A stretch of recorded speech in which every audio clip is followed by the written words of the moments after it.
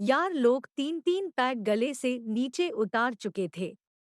यूं शुरू से ही वे चुप बैठे हों, ऐसा नहीं था। लेकिन तब उनकी बातों का केंद्र बोतल में कैद लाल परी थी, सिर्फ लाल परी। उसे पेट में उतार लेने के बाद उन्हें लगा कि पीने पिलाने को लेकर हुई सारी बातें और बहसें बहुत छोटे और ओछे लोगों जैसी थी। अब कुछ बातें बड़े और ऊंचे दर्जे के दार्शनिकों जैसी की जानी चाहिए। कमरे की एक दीवार पर एक मशहूर शराब कंपनी का फुल लेंथ कैलेंडर लटका था, जिसमें छपी मॉडल की मुद्रा उत्तेजक तो थी ही, धर्म का मुखौटा चढ़ाकर घूमने वाले पद सितारा सामाजिकों के लिए इतनी अश्लील भी थी कि उसे मुद्दा बनाकर अच्छा खासा बवाल मचाया जा सके। कैलेंडर के सामने वाली दीवार पर तीन फ्रेम फिक्स थे, नीचे से देखो तो चढ़ते क्रम में और ऊपर से देखो तो उतरते क्रम में सीढ़ीनुमा। सिवा कुछ रंगों के, बुद्धिमान से बुद्धिमान आदमी के लिए उनमें से किसी भी फ्रेम के बारे में यह बता पाना असंभव था कि आकृति की दृष्टि से उसमें बना क्या है। और इन दोनों के बीच वाली दीवार पर एक फुल साइज एलसीडी चस्पा था। कोने में रखी मेज पर म्यूजिक सिस्टम था, बहुत ही धीमे वॉल्यूम में मादक धुन बिखेरता हुआ। ट्यूब्स ऑफ थी और सीलिंग में जड़े एलईडी बल्बों में से दो को ऑन करके कमरे को हल्के नीले प्रकाश से भरा हुआ था। सीलिंग फैन नहीं था, एसी था जिसको ऑन रहना ही था। मुझे लगता है कि यह एक बार फिर टूटेगा। आजकल के नेताओं से संभल नहीं पा रहा है। संदीप ने बात छेड़ी, संभल नहीं पा रहा है? संजू ने चौंक कर कहा, अबे देश में नेता ऐसा कोई बचा ही कहाँ है जो देश को संभालने की चिंता पालता हो। साले दल्ले हैं ज्यादातर। राजेश को क्योंकि पढ़ने का बहुत शौक था, इसलिए बोलने को उसके पास बाकी दोस्तों के मुकाबले ज्यादा और व्यापक बातें रहती थी। उससे रहा नहीं गया। बोला, या मेरी बात को तुम लिख कर रख लो, जब तक समाजवाद को नहीं अपनाया जाएगा तब तक न देश का भला होगा और न दुनिया का। ऐ ऐसी बात है तो सबसे पहले हम ही क्यों न उसे अपनाएं। गिरगिर जाती गर्दन को कंधे पर टिकाए रखने की कोशिश करते राजीव ने अटकटक कर कहा, दुनिया के लिए न सही, देश के लिए तो हमारी कुछ न कुछ जिम्मेदारी है ही। यार मेरा ख्याल है कि किसी चीज को डो जाने समझे बिना अपना लेना बाल बराबर भी ठीक नहीं है। संदीप ने टोका। उसकी गर्दन तो काबू में थी लेकिन पलके साथ नहीं दे रही थी। किसी तरह उन्हें झपकने से रोकते हुए बोला, जब तक समाजवाद के मतलब मेरी समझ में साफ नहीं हो जाते तब तक कम से कम मैं तो मतलब मैं समझाता हूँ तुझे। उसके कंधे को थपक कर तेजिंदर ने कहा और चौथा पैक तैयार कर रहे संजू से बोला, मेरा वाला थोड़ा लाइट ही रखना, बस इतना। ठीक। हाँ, तो समाजवाद उस खूबसूरत दुनिया को देखने का सपना है मेरे बच्चे, जिसमें घोड़ियाँ बकरों के साथ, बकरियाँ ऊँटों के साथ, ऊँटनियाँ कुत्तों के और कुत्तियाँ घोड़ों के साथ योयो कर सकेंगी। अपनी बात के आखिरी शब्दों को कहते हुए उसने दाएं हाथ की मुट्ठी को मेज के समांतर हवा में चलाया आगे पीछे।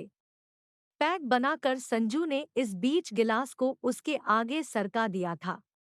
उसने गिलास उठाया और सिप करते ही कड़वा सा मुंह बनाकर संजू से बोला, अभी भी हैवी है यार, थोड़ा पानी और डाल। पानी डलवा कर उसने एक बार फिर सिप किया। बोला, अब ठीक है। समाजवाद की उसकी इस व्याख्या पर राजेश के अलावा सभी हंस पड़े। क्या सही समझाया है? संदीप हंसते हंसते बोला, मान गए। आज मैं अपना दिमाग खजूर के पेड़ पर लटका न छोड़कर साथ बांध लाया हूं न, इसलिए अपनी पगड़ी पर थपकी देकर तेजिंदर बोला। इस बात पर एक और ठहाका लगा। राजेश इस बार भी नहीं हंसा। बाहर से झुलसा हुआ आदमी एक बारगी मुस्करा सकता है, लेकिन भीतर से झुलसे हुए आदमी का मुस्कराना मुमकिन नहीं। यूं भी जो लोग अपने आसपास से थोड़ा ज्यादा पढ़ या गुन जाते हैं, उनके बीच हजारों में से कोई एक ही ऐसा निकलता है जो अपने आसपास की दुनिया से पटरी बिठाए रखने में यकीन करता है और वैसा करने में कामयाब भी रहता है। जो लोग चांदी का चम्मच मुंह में लेकर पैदा होते हैं, समाजवाद उनकी समझ में आने वाला सिद्धांत नहीं है। सब ठहाका लगा चुके तो झुलसे हुए राजेश ने बोलना शुरू किया।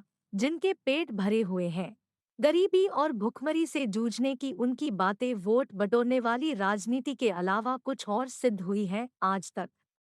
इस एसी रूम में इंग्लिश वाइन डकार कर समाजवाद पर चिंतन चला रहे हैं। वाह! पेट भरा हो तो आदमी को आदमी आदमी नहीं कुत्ता नजर आता है, सांप बिच्छुनाली का कीड़ा नजर आता है। पेट भरने के लिए जब रोटी बेस्वाद लगने लगे और जीभ रह रह कर डोमिनो के पिज़्ज़ाज की ओर लपलपाने लगे तब आदमी के बारे में सोचते हुए हमें डर लगने लगता है। मेज पर पेग रखते हुए उसने हिचकी और नजरें दोस्तों पर गड़ाई। यार, लोगों को उससे शायद ऐसे ही किसी वक्तव्य की उम्मीद थी, इसलिए सबके सब दम साधे उसका बयान सुनते रहे।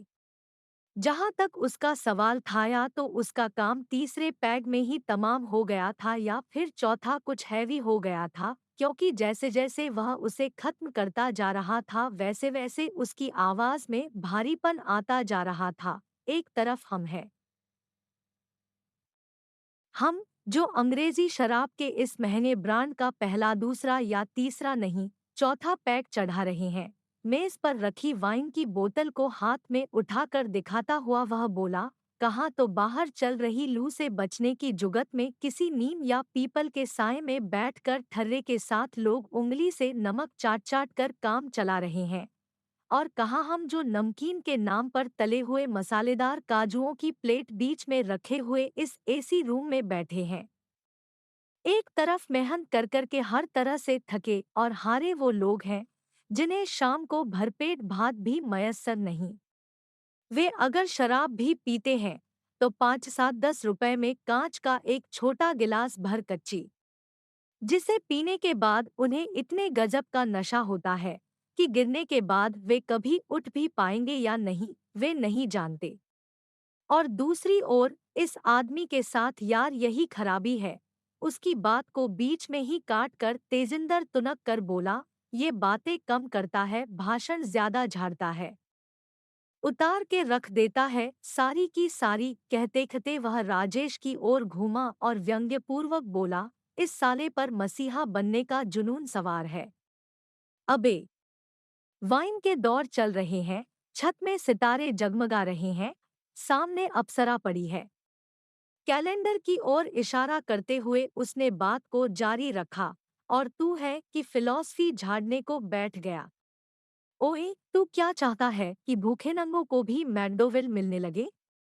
तुम लोग इस थ्योरी को समझ ही नहीं पाओगे। तेजिंदर की ओर ताकते हुए राजेश क्षुब्ध स्वर में बोला, और तू तो कभी भी नहीं। ओए, थ्योरी गई तेल लेने। तेजिंदर आंखों को पूरी खोलकर उस पर गुर्राया, और मेरी समझ में वो क्यों नहीं आएगी, मैं सरदार हूँ इसलिए। बात को मजाक में उड़ाने की कोशिश मत कर। राजेश गंभीरतापूर्वक बोला, तू अच्छी तरह जानता है कि मैं सरदार और मोना नहीं मानता, और ना ही ऊंच और नीच। फिर? तेजिंदर ने पूर्व अंदाज में ही पूछा, फिर यह कि तेरा पेट भरा है और भेजा खाली है।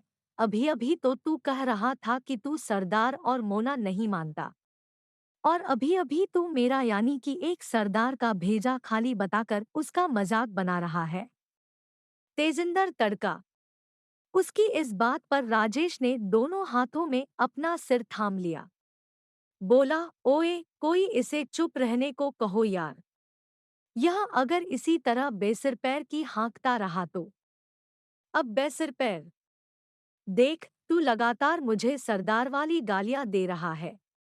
इस बार आवेश के कारण वह कुर्सी से उठकर खड़ा हो गया। देख, दोस्ती दोस्ती की जगह है और इज्जत इज्जत की जगह। अब अगर एक बार भी सरदारों वाला कमेंट मुंह से निकाला तो ठीक नहीं होगा, बताए देता हूँ। तेजिंदर की इस मुद्रा पर सबके सब गंभीर हो गए। अच्छा खासा ठंडक भरा माहौल एकदम से इस कदर उबाल खा जाएगा, किसी ने सोचा नहीं था। राजेश हथेलियों में सिर को थामे जसकातस बैठा रहा। चारों ओर सन्नाटा पसर गया। सांस तक लेने की आवाज सुनाई देने लगी। कुछ एक पल इसी तरह गुजरे। फिर एकदम से जैसे बम फटा हो तेजिंदर ने जोर का ठहाका लगाया, हा हा हा हा। इन साले भरे भेजे वालों की शक्लें देख लो। ठहाका लगाते ही वह बोला, ऐसे बैठे हैं जैसे मुर्दा फूकने आए हो मादर। अबे मेरे एक छोटे से मजाक को तुम नहीं समझ सकते तो मुझे किस मुंह से बेअक्ल बता रहे हो खो तो? ओ छोड़ ओए, राजीव लगभग गुस्से में बोला, ये भी कोई मजाक था। डरा ही दिया हम सबको। ओए डराने वाली तो कोई हरकत मैंने की ही नहीं। तेजिंदर बोला, अबे डराने के लिए तुझे अलग से कोई हरकत करने की जरूरत नहीं होती। राजीव बोला, तू सरदार है और तेरा गुस्से में खड़े हो जाना ही हमें डराने के लिए काफी होता है। और अगर बिना गुस्से के खड़ा हो जाए तो तब तो नहीं न डरोगे? तेजिंदर ने तुरंत पूछा, ओए तेरी तो। उसकी इस बात पर राजीव ने उस पर झपट्टा मारा, लेकिन तेजिंदर खुद को बचा गया। ओए ये हुड़दंगबाजी छोड़ो, काम की बात पर आ जाओ यार। संजू उन्हें रोकता हुआ बोला, इस राजेश की सारी बात मेरी समझ में आ गई। इसके कहने का मतलब ये है कि समाजवाद सिर्फ उसकी समझ में आ सकता है जिसका पेट भले ही खाली हो लेकिन दिमाग खाली न हो। बिल्कुल ठीक, राजीव बोला।